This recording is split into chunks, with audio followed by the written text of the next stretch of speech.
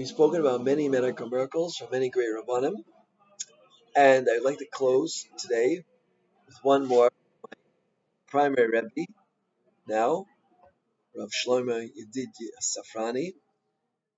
We were suffering a difficult parsha in the medical field, and we went to take advice from Rav Zafrani what we should do, and he said, Marbe b'tzedakah, give tzedakah generously, get brachas from tzaddikim, and daven by kivrei tzaddikim. And that's what we did. We went to kivrei tzaddikim to daven, or Pela and Kevarachel, other places. We tried to get brachas from tzaddikim when we were able to, and we gave a significant amount of tzedakah. And this idea that Chazal tell us, the Gemara in Shabbos, tzedakah tatzim avos, how does that work exactly? I could buy myself out of death by giving tzedakah. How does that exactly work? It's an incredible thing, right? A life is worth infinite amounts of money. How can I, as it were, buy my life? If I'm meant to die, if there's a gzara din on me, how can I, as it were, buy my life by giving tzedakah, right? And the idea is something called pidyon nefesh, right? Is that if a person has a decree against them, they can poter themselves, they can redeem themselves, right? That's one idea. A second idea is that it's mina keneged mina, it's measure. Because when you give tzedakah to an ani, or let's say give tzedakah to a organization that feeds aniyim, that feeds poor people, right? So now because of that tzedakah money that you gave, so 10, 20, 30 people will have meals, and they'll be given, and it'll give them life, it'll give them energy and life, right? Since you gave people life, Hashem gives you back life. Everything Hashem does is mina keneged mina, measure. And if you took the time to give other people life, Hashem will certainly bestow on you the gift of life in a very, very generous way. It's not so easy to give tzedakah. It's a very challenging mitzvah because there's so many causes out there, and there's so many good causes out there, right? You might consider giving your money to a kollel in Eretz Yisrael. I can suggest one if you wish. You might consider giving it to a Shabbos organization to give money to people for Shabbos, or you might consider giving it to a yeshiva, right? Or you might consider giving it to a seminary, or maybe for mikvahs, or maybe for chassan and kala, maybe for yisomim, maybe for manos. There's so many worthy organizations. How does a person decide where his tzedakah money or tzedakah money should go? That's an excellent question, right? So I once heard from one of the gedolim that every person is given a certain shukah, a certain desire to give his tzedakah money in the place where he's meant to give it. And that way Hashem takes care of all the organizations and makes sure that they're all taken care of. Because each person has a desire for something else. And what you connect to, you want to be part of something, right? That's your neshama is directing you that this is the place where you should give your tzedakah money. And by giving your tzedakah money there, you become a shutaf, you become a partner in that. And this idea behind Yisachar Zvulun, right? Supporting a Talmid Chacham who's learning Torah, right? Moshe Feinstein writes an incredible idea. Yisachar Zvulun is not tzedakah. You give a person $1,000, $1,500, $2,000, $2,500, $3,000 a month to give him his support to learn Torah. That's not tzedakah. Says Moshe, that's a business deal.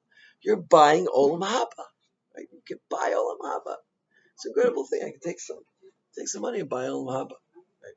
So this is a very, very important message that you can purchase your Olam Haba by sponsoring Torah, by giving money to a Talmid Chacham, to learn. And it's not tzedakah. It's a business deal. It's the best business deal you'll ever do in your life because you're becoming a partner in Torah. You're literally buying a chelik in Olam Haba. Now it's very interesting.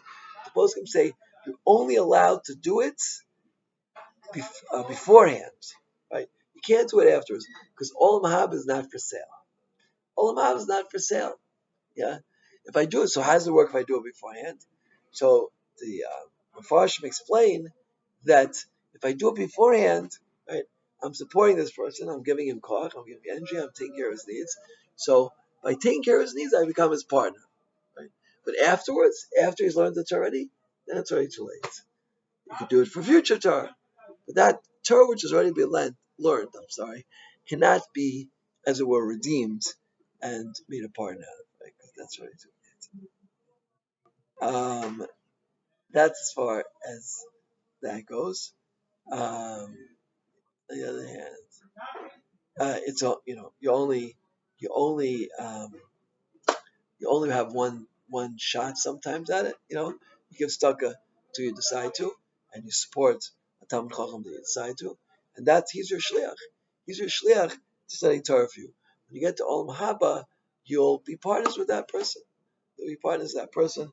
So therefore, it's such an incredibly good investment to find a Yisachar Zvulun. You should, whoever is interested, should go out and find a Rosh Kol, a Rosh Shiva, a Rav, and say, I want it. I want a partner in Talmud Torah. Right? I want somebody who's going to give me Olam Haba. This is especially true for women. There's the single women out there. Right? Noshim b'mai zachile. Right? How can women get a special chelik in Olam Haba? You need Torah. Tal. For Tchis Mason, you need Tal. A woman who connects herself to Torah by supporting a Talmud Chacham, right? Chazal tell us she'll be zochet to Tchias Mason based on that. If she's married, she has children, she takes care of her family, takes care of her husband, gets them out to learn Torah. That's certainly a very big source for them. But by being Torah to Yisachar Zvulun, a woman can ensure that she'll have Tchias Mason. And even if the Talmud Chacham turns out to be not the biggest masmid, not the most diligent person who was ever around. But she's doing it lishma, she gets a mitzvah, she will get full schar, reward, for what she is doing. That's a very, very critical point, is that if we want to really have life in this world and the next, the way to do it is stuck. And stuck at Tatsumi Mavas.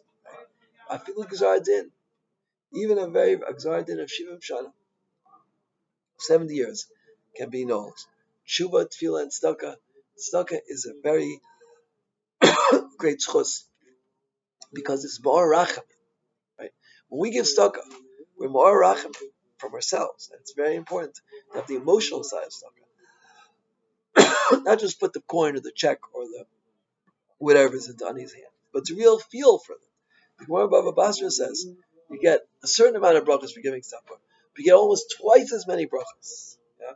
Almost twice as many brachas for the feelings and the emotions that you have when you give tzedakah. So we keep this in mind as another medical miracle. That you give tzedakah, you can heal a person. Right? Gemara says,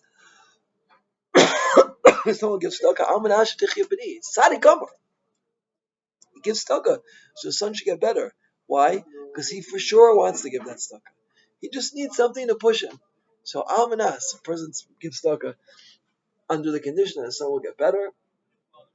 He gets full schar for that, and hopefully his son will get better. We should all see lots and lots of medical miracles. If we have medical problems in our house, we should turn to the wise advice of Chazal and the Rabbanim of today, and we should choose, when possible, choose life. Hashem should help us. Amen.